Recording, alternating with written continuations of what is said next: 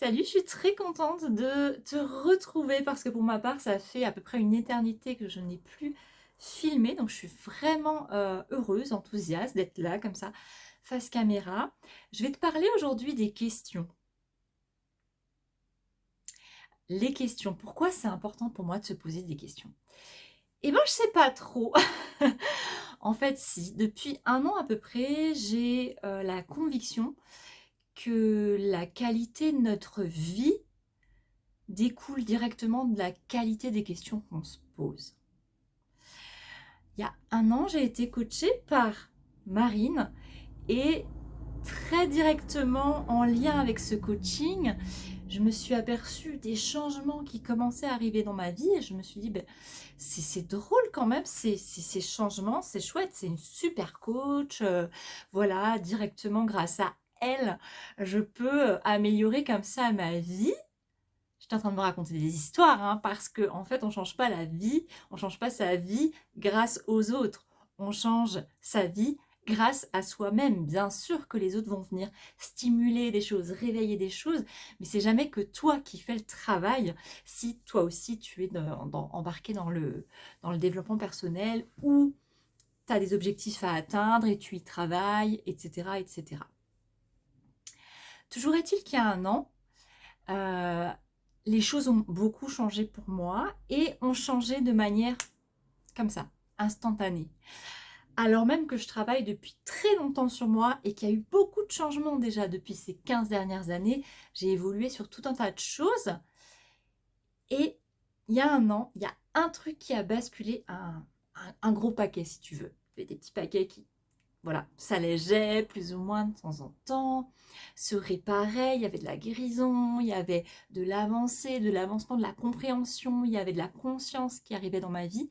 Et à un moment donné, il y a un gros truc, un gros machin qui est, bam, qui a explosé, tu vois, directement en lien avec une question. Une question que ma coach m'a posée et qui est venue faire tout ouvrir. Alors bien sûr que je sais que ce phénomène-là, il existe, bon sang, bonsoir, parce que je suis moi-même coach.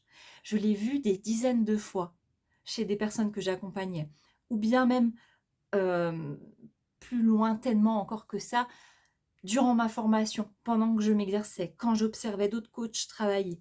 Je l'ai vu ce truc-là, de la prise de conscience, tu sais, de l'ampoule qui s'allume au-dessus de la tête, le eureka, j'ai trouvé, mais oui, mais bon, bien sûr, la lunette, la lunette, oui, la paire de lunettes que tu poses et ça y est, tu vois enfin le truc qui était énorme sous tes yeux. Mais là, je l'ai vraiment vécu et je l'ai vécu dans mes cellules au plus profond de moi. Et je me suis rappelé qu'effectivement, la qualité des réponses qu'on apporte à nos vies dépend de la qualité des questions. Si tu vas poser des petites questions, tu auras des petites réponses. Du style, qu'est-ce qu'on mange ce soir? Bah oui, au bout d'un moment, tu vas tourner dans ton garde-manger, tu vas ouvrir les placards, tu vas ouvrir le frigo, tu vas peut-être aller sur une application de recettes. Voilà, tu vas demander un petit peu aux enfants, vous voulez manger quoi? Il y aura une réponse. Mais euh, si tu te poses la question à la manière de quels sont les plats divins que j'ai envie d'offrir à mon corps aujourd'hui, de quoi j'ai envie de nourrir mes cellules, mes organes, qu'est-ce que j'ai envie d'apporter à ma santé aujourd'hui et que j'ai envie de manger avec joie, avec les personnes que j'aime comme une fête, ben, je te garantis que non seulement tu vas faire le tour du garde-manger, du frigo, des placards, mais qu'en plus tu vas sortir une nappe, tu vas cuisiner peut-être avec des ingrédients un peu différents ou tu vas les marier de façon différente, tu vas dresser de jolies assiettes, tu vas peut-être même sortir des bougies et tu vas vraiment te créer une fête. Alors que, qu'est-ce qu'on mange ce soir? Ben, tu n'aurais pas fait tout ça, tu aurais juste cassé 2 œufs et en avant Guingamp.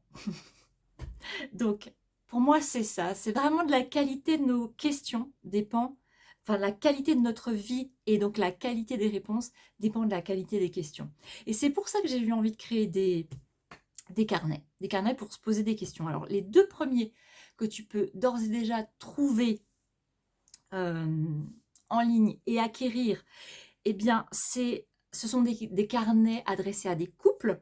Comme ça, tu peux les remplir à deux. Il y a les 75 questions pour les couples anxieux, que j'adore, parce que ça va venir mettre de la sécurité, apporter de la sérénité dans tous les espaces où tu as des doutes, où tu as des manques de confiance en l'autre, mais surtout en toi-même, parce que quand on manque de confiance en l'autre, c'est parce qu'on manque de confiance en soi. Et ce carnet-là, il va t'aider à y voir plus clair, et surtout, il va venir apporter aussi des pistes de travail à ta compagne, ton compagnon.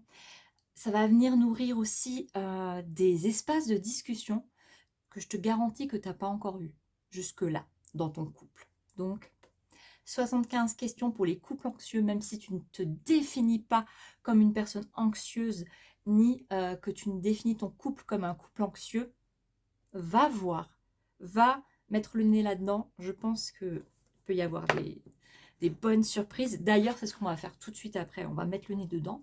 Et le deuxième, qui est pour l'instant publié, c'est les 75 questions pour les couples fauchés. Donc là, il va venir t'aider à te poser des questions en couple avec ton partenaire, ta partenaire, sur la relation que vous avez tous les deux à l'argent. Et du coup, la relation de couple que en couple vous avez à l'argent aussi. Et c'est fabuleux aussi pour avoir des belles discussions, pour reposer aussi certaines règles, certaines règles du jeu du couple, et de voir un petit peu à deux comment améliorer finalement cette relation à l'argent, et puis devenir toujours de plus en plus épanoui. Les 75 questions pour les couples anxieux, c'est le premier carnet que j'ai édité. Et si j'ouvre au hasard, on va se poser une question parce que je trouve que c'est important. Quelles sont mes qualités qui ont le plus d'importance à tes yeux? Alors peut-être que cette question-là, peut-être que vous avez déjà de façon détournée un peu abordé le sujet. Qu'est-ce que tu aimes chez moi, mon chéri, ma chérie? Voilà. Mais quelles sont les qualités qui ont le plus d'importance? Quelles sont mes qualités, pardon, qui ont le plus d'importance à tes yeux? Ça te permet de savoir, pas les qualités que tu as en général et que peut-être d'autres personnes t'ont déjà dénotées, t'ont déjà rapporté, t'ont déjà fait remonter, tu as déjà pris conscience d'un certain nombre de choses. C'est aux yeux de la personne qui t'accompagne dans ta vie, c'est quoi pour lui ou pour elle ce qui a le plus de valeur? Parce que des qualités, tu en as plein. Tu en as des centaines, des milliers, des milliards. Mais pour cette personne-là, il y en a quelques-unes qui vont avoir plus d'importance parce que ça vient directement apaiser des choses chez lui. Et donc, ça va être intéressant de noter que parmi toutes tes qualités que tu as et toutes les qualités que cette personne te reconnaît, elle va choisir de te parler de celle-ci ou de celle-là en particulier. Donc, ça va te donner des pistes de savoir qu'est-ce qui l'apaise, cette personne-là. Qu'est-ce qui compte à ses yeux? Et c'est quoi les valeurs, au final, qu'on a en commun?